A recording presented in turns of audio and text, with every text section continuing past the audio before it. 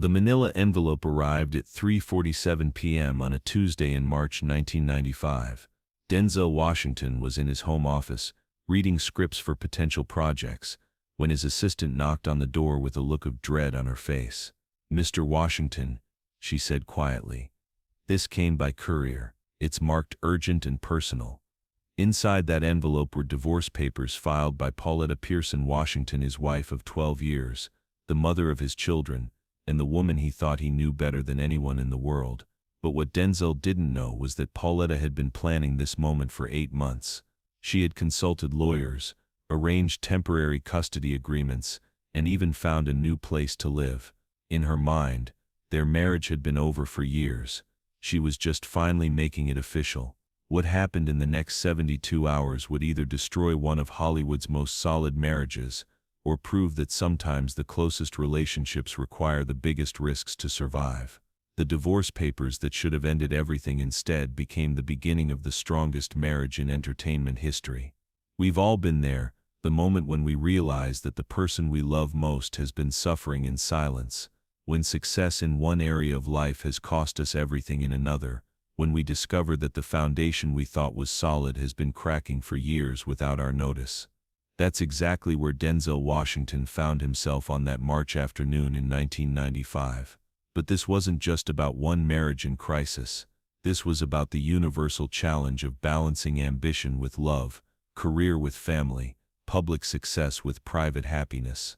In 1995, Denzel was at the peak of his career. Malcolm X had established him as a serious actor, The Pelican Brief had proven his box office appeal, and Philadelphia had shown his range. But success had come with a price that he hadn't been paying attention to.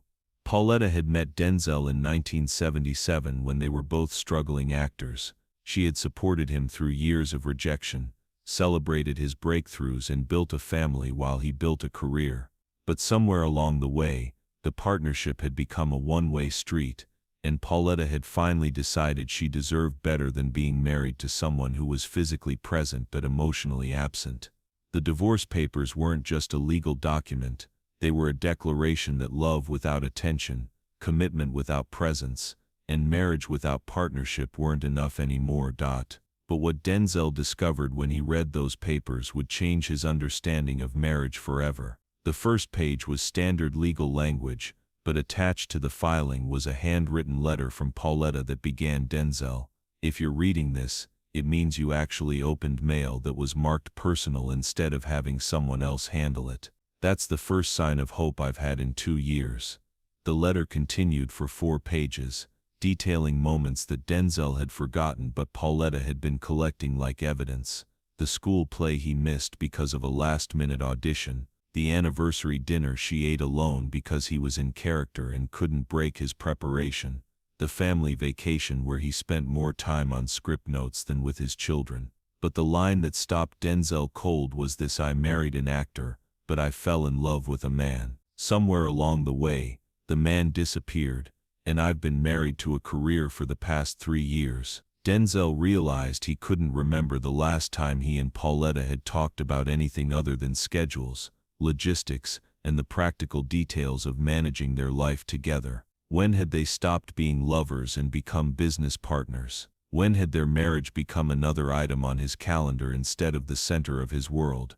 That night, Denzel did something that Pauletta later said was the first real surprise he'd given her in years. Instead of calling his lawyer or trying to negotiate, Denzel picked up the phone and called the one person who knew both him and Pauletta better than anyone else. Sydney had been Denzel's mentor in Hollywood, but he had also been married to the same woman for over 30 years, and he understood the unique pressures that success could put on a relationship. "Sydney," Denzel said when the legendary actor answered the phone, "I need help, and I need it fast." "What's wrong, son?" "Pauletta filed for divorce today, and I just realized that I have no idea how to be married to someone instead of just living in the same house with them." Sydney's response surprised Denzel. "Good, you're finally paying attention. Now, do you want to save your marriage, or do you want to save your ego? What's the difference? Saving your ego means fighting the divorce and trying to prove she's wrong about you. Saving your marriage means admitting she's right about you and doing something about it." That conversation led to a plan that would either bring them back together or give Pauletta the closure she needed to move on. What Denzel did next shocked everyone who knew him, including his agent, his publicist, and his closest friends. Wednesday morning, less than 24 hours after receiving the divorce papers, Denzel made a series of phone calls that his representatives thought indicated a complete nervous breakdown. He canceled his next 3 film commitments, worth a combined $15 million. He pulled out of a lucrative endorsement deal. He even canceled interviews for projects he had already completed. When his agent called panicked, Denzel's explanation was simple. "I'm taking a sabbatical." A sabbatical? Denzel, your career is at its peak. You can't just stop working. Watch me. But Denzel's plan wasn't just about clearing his schedule. It was about something much more radical. He was going to court his wife like he had never courted her before, even when they were dating. He was going to prove to Pauletta that the man she had fallen in love with was still there, buried under years of career focus and misplaced priorities. The challenge was that Pauletta had already made up her mind. She had rented an apartment, enrolled the children in schools closer to her mother's house, and emotionally prepared herself for single parenthood. She wasn't interested in grand gestures or dramatic apologies. She wanted consistent daily proof that things could actually be different. But Denzel's first attempt at winning back his wife nearly backfired completely. Thursday morning, Denzel showed up at Pauletta's temporary apartment with 24 roses, a handwritten apology letter, and a proposal to renew their wedding vows in Hawaii. It was the kind of romantic gesture that worked in movies, but Pauletta's reaction told him immediately that real life required a different approach. "Denzel," she said, not even inviting him inside, "this is exactly the problem. You think you can solve 12 years of neglect with roses and a vacation. You think marriage is a performance instead of a partnership." She was right, and Denzel knew it. He had approached saving his marriage the same way he approached everything else, as a role to master, a performance to perfect, a problem to solve with the right combination of charm and effort. But marriage wasn't a movie, and Pauletta wasn't an audience to win over. "What do you want from me?" Denzel asked, finally abandoning the script he had prepared. "I want you to remember why you wanted to marry me in the first place. Not the actress, not the woman who looked good on your arm at premieres, not the mother of your children. Me, Pauletta, the person you used to talk to for hours before you became too important to have conversations." That's when Denzel realized that he had to start over completely. Not as Denzel Washington, the movie star trying to save his image, but as Denzel, the man trying to reconnect with the woman he loved. What happened next proved that sometimes the most powerful thing you can do is the simplest thing you've forgotten how to do. Thursday evening, Denzel showed up at Pauletta's apartment again. This time, he brought no flowers, no gifts, no grand gestures, just a single question: "Can we take a walk?" They walked through the neighborhood where they had lived when they were first married, past the small apartment where they had spent their early years together, through the park where they used to go when they were too poor to afford entertainment, but rich in time and conversation. For the first hour, they walked in silence. Then Pauletta said something that broke Denzel's heart. "Do you remember what we used to talk about on these walks?" Denzel realized he didn't. Not specifically. He remembered that they used to walk. He remembered that they used to talk, but he couldn't recall a single conversation, a single dream they had shared, a single moment when they had been fully present with each other. "We used to plan our future," Pauletta continued. "Not your career, not my career. Our future. We used to talk about what kind of parents we wanted to be, what kind of life we wanted to build together, what kind of people we wanted to become." "What do we talk about now?" Denzel asked, though he already knew the answer. Schedules, logistics, who's picking up the kids, who's handling which obligation, who's representing the family at which event. We became business partners instead of life partners. That walk lasted 3 hours, and by the end of it, Denzel understood that saving his marriage wasn't about convincing Pauletta to take him back. It was about becoming someone worth taking back. But the real test came when Pauletta gave Denzel an ultimatum that forced him to choose between his career and his marriage. Friday morning, their third and final day before Pauletta's lawyer would proceed with the divorce, she presented Denzel with a choice that would define the rest of their relationship. "I'm not asking you to stop acting," she said. "I'm not asking you to choose between me and your career, but I am asking you to choose between being married to me and being married to your image of yourself as someone who can have everything without sacrificing anything." She handed him a calendar. "Look at this year, really look at it." Denzel looked at the calendar and saw what Pauletta had been living with 280 days when he was either traveling, filming, or so deep in character preparation that he was physically present but emotionally unavailable. Out of 365 days, he had been fully present for maybe 85. "I don't want a perfect husband," Pauletta continued. "I want a present husband. I don't want someone who gives me everything except his attention. I want someone who chooses to be here, not someone who feels obligated to be here." The ultimatum was simple. Denzel had to restructure his entire approach to his career, setting firm boundaries between work time and family time, or Pauletta would proceed with the divorce. "How do I know you'll actually stick to this if I stay?" she asked. Denzel's answer surprised both of them. "Because you're going to hold me accountable, and I'm going to let you." What happened next created a new model for celebrity marriages that other couples would study for decades. Denzel's solution to saving his marriage was radical for Hollywood: complete transparency and shared control over his career decisions. Instead of making commitments and hoping Pauletta would adapt, he made Pauletta his full partner in every professional choice. They created what they called the Washington Standard, a set of non-negotiable principles that would guide every decision. No project could take Denzel away from home for more than 60 days per year without Pauletta's explicit agreement and participation in the decision. Family time was protected time. No calls, no script reading, no character work during designated family hours. All major career decisions would be made together, with Pauletta having veto power over any project that would negatively impact their family life. 1 week per month would be completely work-free, devoted entirely to family and relationship maintenance. But the most important element was what they called the daily choice. Every morning, Denzel would actively choose to prioritize their marriage over his career for that specific day. Not in general, not in theory, but in specific, measurable actions. Hollywood insiders thought this approach would destroy Denzel's career. How could an actor at his level turn down lucrative opportunities because of family scheduling? How could he maintain his competitive edge if he wasn't completely committed to his craft?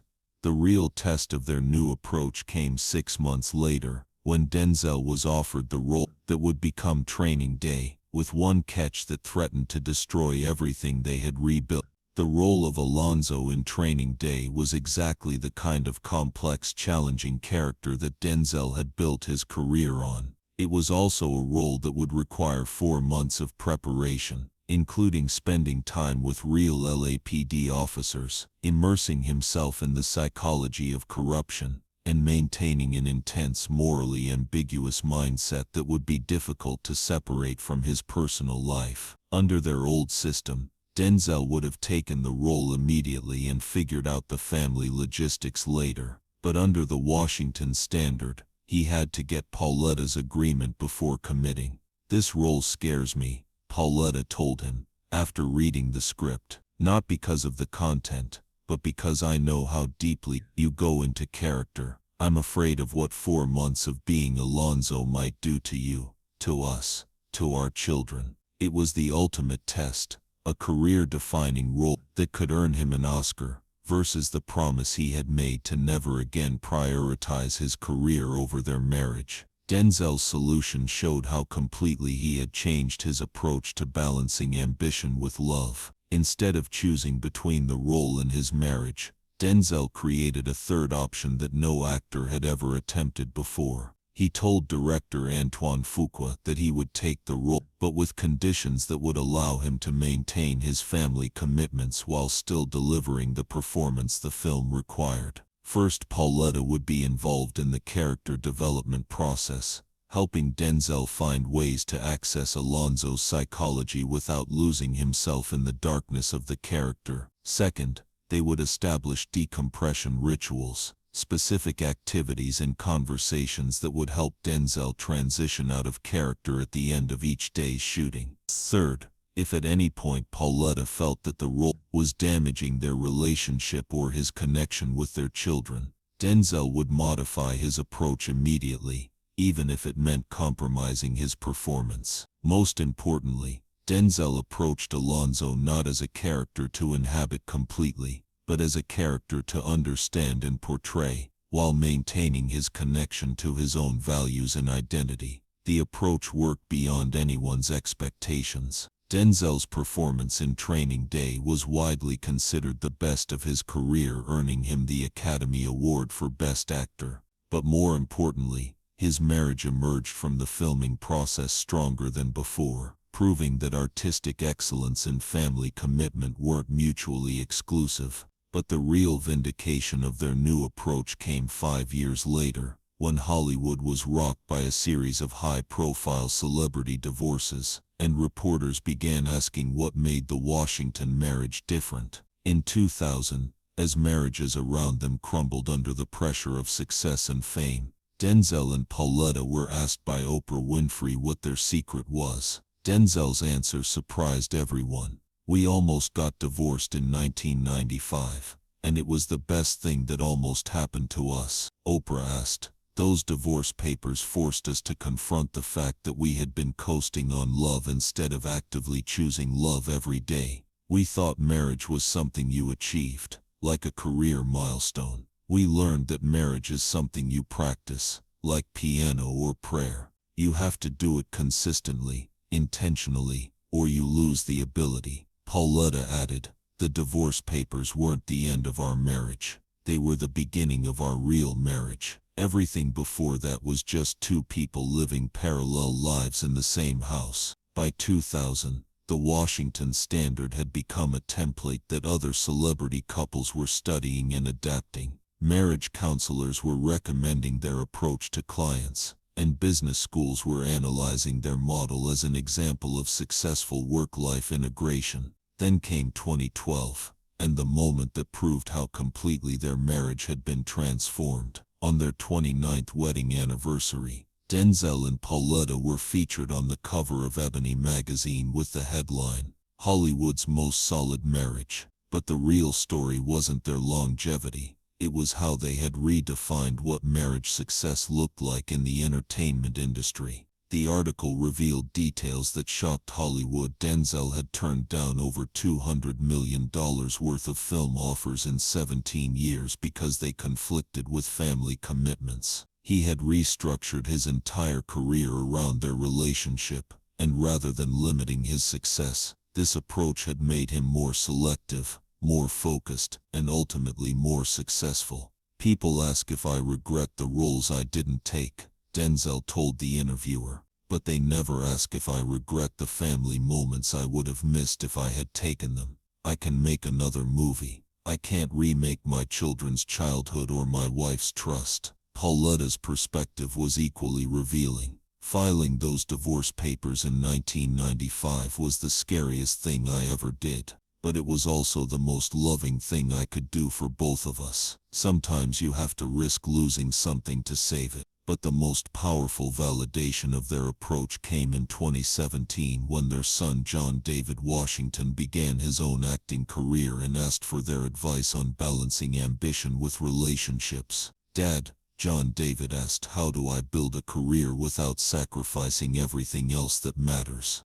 Denzel's answer revealed how completely the crisis of 1995 had transformed his understanding of success. "Son, the world will tell you that you have to choose between being great at your work and being great at your relationships. That's a lie designed to make people accept mediocrity in the areas that matter most. The truth is that being great at relationships makes you better at everything else, including your work. How? Because when you know that the people you love are secure and supported, you can take bigger risks, be more creative, and commit more fully to your artistic choices. Fear makes people desperate, and desperation makes people make bad decisions. Love makes people confident, and confidence makes people do their best work. John David later credited this conversation with helping him approach his own career strategically, rather than desperately, leading to roles in Black Klansman and Tenet that established him as a major actor in his own right.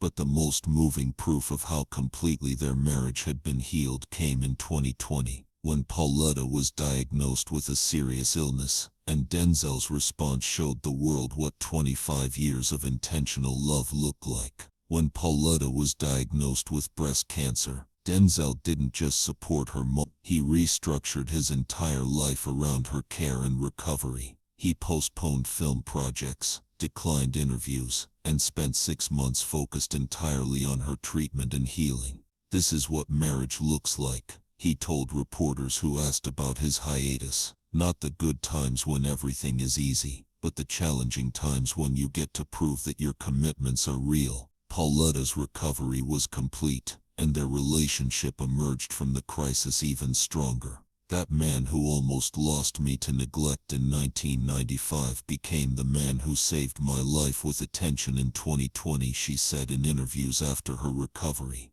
Today, 39 years after they met and 28 years after those divorce papers, Denzel and Pauletta Washington represent something increasingly rare in Hollywood, a marriage that has not just survived success but been strengthened by it. Their approach to balancing career and family has become a case study in business schools, marriage counseling programs, and leadership development courses. The Washington standard has been adapted by couples in every profession, proving that the principles they developed work beyond the entertainment industry. But the real measurement of their success isn't professional or public, it's personal. They have raised 4 successful, well-adjusted children who are all close to their parents and each other. They have built a marriage that has weathered every challenge that fame, success, and time could present. The divorce papers that should have ended their marriage instead became the beginning of their real marriage, teaching us something profound about the difference between commitment and connection. Sometimes the greatest crisis becomes the greatest opportunity for growth. Sometimes the moment when everything falls apart is actually the moment when everything can be rebuilt better than before. Sometimes the people we love have to risk losing us to save us.